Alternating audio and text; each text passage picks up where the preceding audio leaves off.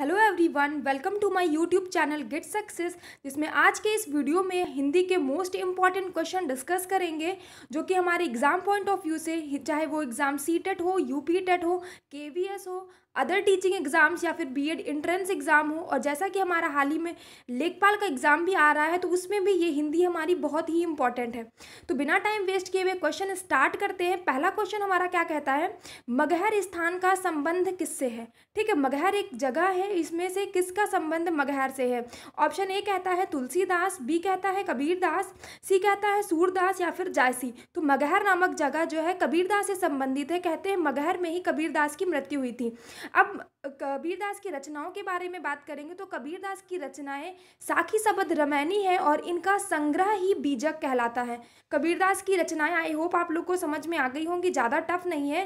Question number 2 पे चलेंगे। Question number 2 हमारा कहता है अष्टछाप के कवि नहीं है। अष्टछाप में जैसा कि पता है, नाम से क्लियर है, इसमें 8 कवि आते हैं। अब इसमें से 4 ऑप्शन में से बताना है कौन इसमें से नहीं है।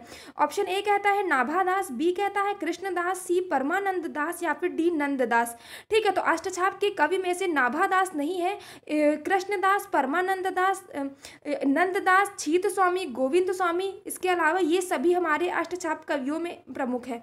चलते हैं नेक्स्ट क्वेश्चन पे। क्वेश्चन नंबर 3 हमारा कहता है भूषण किस काल के कवि हैं। ऑप्शन ए है हमारा वीरगाथा काल, बी है भक्ति काल, सी है रीतिकाल, डी है आदिकाल। तो भूषण जो है हमारे रीतिकाल से संबंधित है, इसलिए क्वेश्चन नंबर 3 का ऑप्शन सी सही हो जाएगा। अगर ये वीडियो पसंद आती है, इस क्वेश्चन की सीरीज अच्छी लगती है, तो वीडियो को लाइक करना, शेयर करना और सब्सक्राइब करना, चैनल को बिल्कुल मत भूलना। और अगर ये ऐसी सीरीज और चाहिए तो आप कमेंट बॉक्स में लिख करके बताइएगा। क्वेश्चन नंबर 4 हमारा कह रहा है विनय पत्रिका की भाषा कौन सी थी। ठीक है, अवधि थी, बी ऑप्शन है खड़ी बोली, सी ब्रज भाषा, डी अपभ्रंश। तो विनय पत्रिका की भाषा जो है ब्रज भाषा थी। ये रचना जो है तुलसीदास जी की रचना है। तुलसीदास की प्रमुख रचनाओं में रामचरितमानस आती है। अगर रामचरितमानस की भाषा की बात करता है तो रामचरितमानस की अवधि भाषा थी। क्वेश्चन नंबर 4 का ऑप्शन नंबर सी सही हो जाएगा। चलते हैं नेक्स्ट क्वेश्चन पे। क्वेश्चन नंबर 5 कहता है किस शब्द में री स्वर नहीं है। ठीक है, ऑप्शन ए कह रहा है कृपा, बी है कृष्ण, सी है दृष्टि, डी है रिवाज। तो इसमें रिवाज में ये री स्वर नहीं है। इसके अलावा सभी ऑप्शन में हमारा री दिख रहा है, इसमें सिर्फ रिवाज में नहीं है, इसलिए ऑप्शन क्वेश्चन नंबर 5 का ऑप्शन सी सही हो जाएगा। चलते हैं नेक्स्ट क्वेश्चन पे। क्वेश्चन नंबर 6 हमारा क्या कहता है, आई होप ये सारे क्वेश्चन आपको क्लियर हो रहे होंगे। क्वेश्चन नंबर 6 हमारा कहता है किन ध्वनियों को अनुस्वार कहा जाता है। ऑप्शन ए है स्वर के बाद में आने वाली नासिक ध्वनियाँ, बी है स्वतंत्र रूप से उच्चारित ध्वनियाँ, सी है स्वर के साथ आने वाली ध्वनियाँ, डी है व्यंजन के बाद आने वाली ध्वनियाँ। तो अनुस्वार हमें पता है कि अनुस्वार किसे कहते हैं। अनुस्वार कहते हैं कि स्वर के बाद आने वाली नासिक ध्वनियों को अनुस्वार कहा जाता है, इसलिए क्वेश्चन नंबर 6 का ऑप्शन ए सही हो जाएगा। चलते हैं नेक्स्ट क्वेश्चन पे। क्वेश्चन नंबर 7 क्या कहता है वर्ण शब्द का अर्थ नहीं होता है। ऑप्शन ए रंग, बी है आकाश, सी है जाति, डी है अक्षर। तो वर्ण का अर्थ नहीं होता है, अक्षर नहीं होता है, इसमें क्वेश्चन नंबर 7 का ऑप्शन डी हमारा सही हो जाएगा। चलते हैं नेक्स्ट क्वेश्चन पे। क्वेश्चन नंबर 8 हमारा क्या कहता है भाववाचक संज्ञा के अंतर्गत आते हैं। संज्ञा के प्रकार होते हैं, उत्पत्ति के आधार पर संज्ञा को 3 भागों में बांटा गया है, उसी में भाववाचक संज्ञा को बारे में पूछ रहा है क्वेश्चन में। ऑप्शन ए है पशु पक्षी, बी है गुण दोष, सी है दिशाएं, डी है आभूषण। तो भाववाचक संज्ञा में हम लोग गुण और दोष के बारे में अध्ययन करते हैं। ठीक है, आई होप ये सारे क्वेश्चन क्लियर हो रहे होंगे। क्वेश्चन नंबर 9 पर चलते हैं।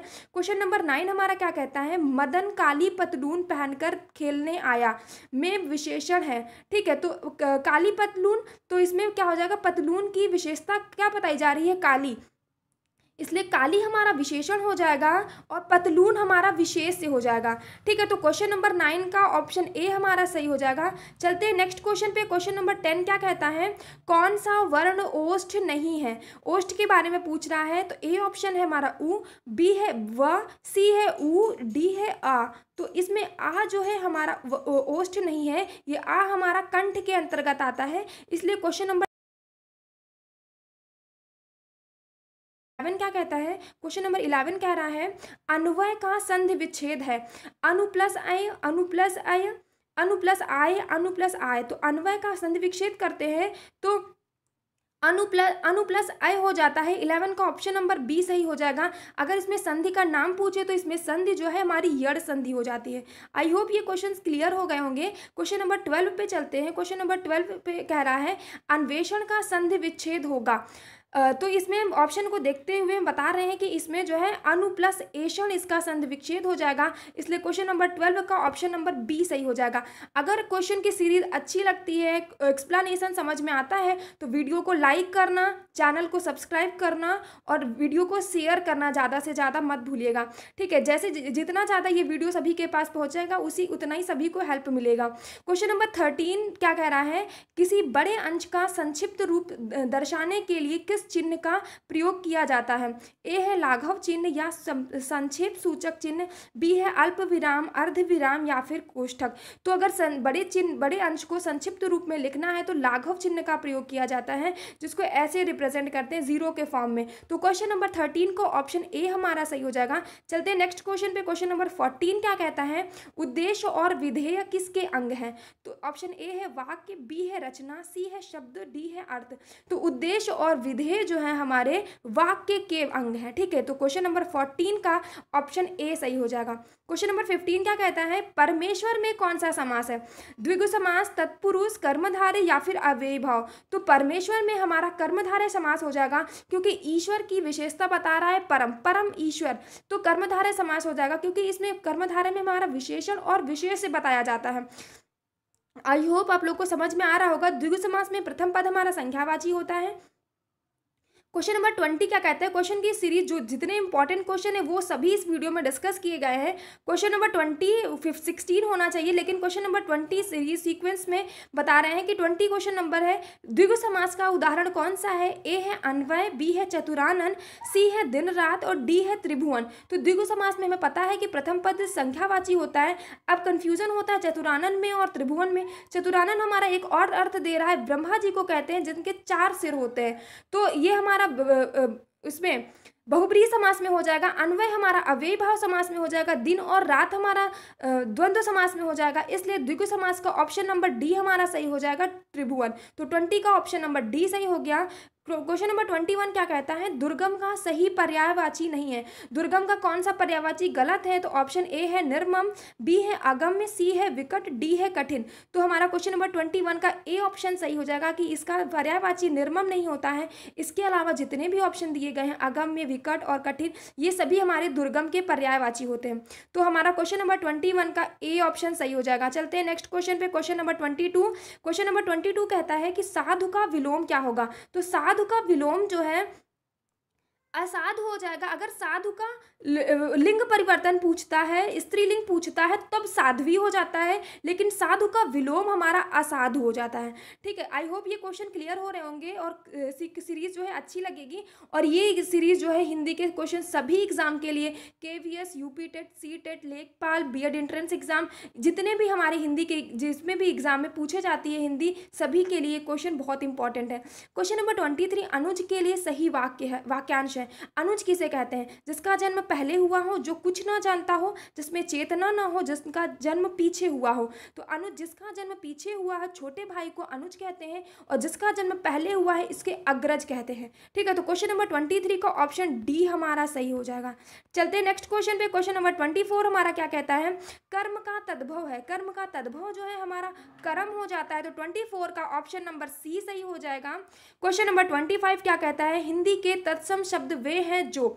ऑप्शन ए स्थानीय बोलियों में लिए गए हैं, बी है तुर्की भाषा से आए हैं, सी है संस्कृत में जो कि लिए गए हैं, या फिर प्राकृत अपभ्रंश के बदलते हुए रूप है। तो तत्सम शब्द हमारे संस्कृत से जो कि लिए गए हैं। संस्कृत को ही जो है हम तत्सम शब्द भी कहते हैं, संस्कृत वर्डों को। क्वेश्चन नंबर 26, शिक्षक शब्द में सही प्रत्यय है। शिक्षक में का सही प्रत्यय क्या हो जाएगा, शिक्षक अगर तोड़ते हैं शिक्षा प्लस अक हो जाएगा, तो इसलिए ऑप्शन ए हमारा कहता है आ, बी कहता है क, सी कहता है अक, या फिर कोई नहीं। तो शिक्षक का शिक्षा प्लस अक में टूटता है, इसलिए ऑप्शन नंबर सी सही हो जाएगा। क्वेश्चन नंबर 26 का ऑप्शन सी सही हो जाएगा। क्वेश्चन नंबर 27 पे चलते हैं। 27 कहता है अत्याचार में उपसर्ग है। ए ऑप्शन अ, बी है आ, सी है अति और डी है अत। तो अत्याचार में अति प्लस आचार, तो ऑप्शन सी हमारा सही हो जाएगा क्वेश्चन नंबर 27 का। चलते नेक्स्ट क्वेश्चन पे। नेक्स्ट क्वेश्चन क्या कहता है, अनुभवातीत का मतलब क्या होता है।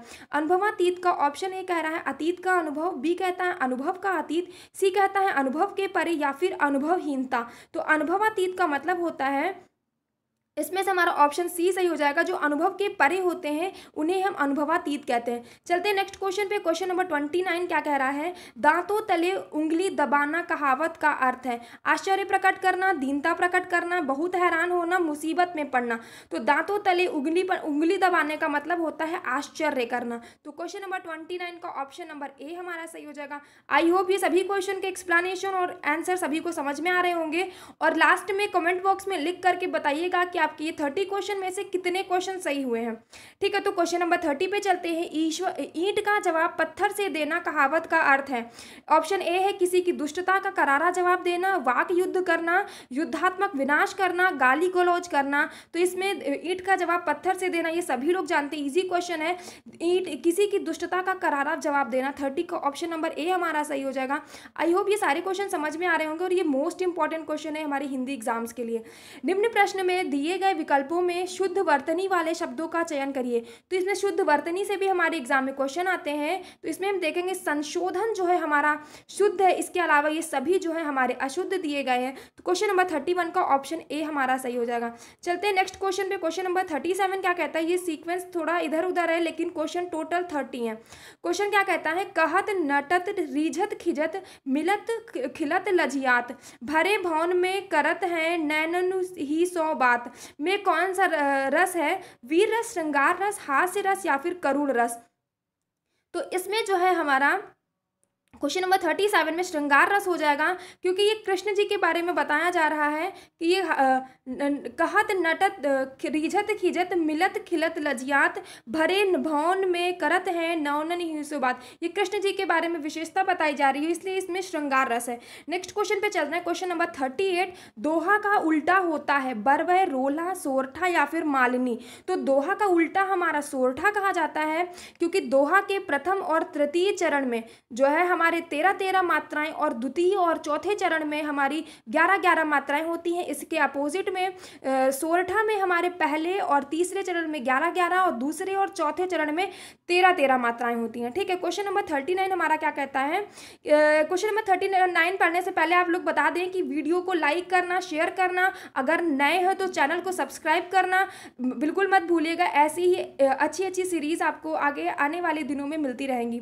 जैसे कि क्वेश्चन नंबर 39 कह रहा है, लाल चेहरा है फिर नहीं, फिर लाल किसके, इनमें अलंकार है श्लेष अलंकार, यमक अलंकार, अनुप्रास अलंकार, रूपक अलंकार।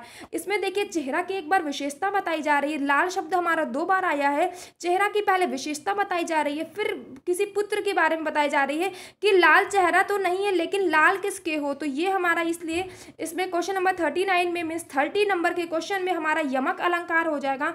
आई होप ये क्वेश्चन की सीरीज आप सभी लोगों को बहुत पसंद आए, और ऐसे ही आने वाले दिनों में ऐसे ही क्वेश्चन की सीरीज लेने के लिए जो है चैनल को सब्सक्राइब करना बिल्कुल नहीं भूलें। और अगर आपके साथ अब जितने भी ग्रुप है सभी में जो है इस वीडियो को शेयर कर सकते हैं अगर आपको पसंद आती है। और अगर वीडियो अच्छी लगी तो चैनल को लाइक करना, शेयर करना, सब्सक्राइब करना बिल्कुल मत भूलिएगा। और लास्ट में कमेंट बॉक्स में लिख करके बताइएगा कि सीरीज कैसी लगी है और आपके कितने क्वेश्चन सही हुए हैं। आई होप ये क्वेश्चन अच्छे लगे। Best of luck. Thank you.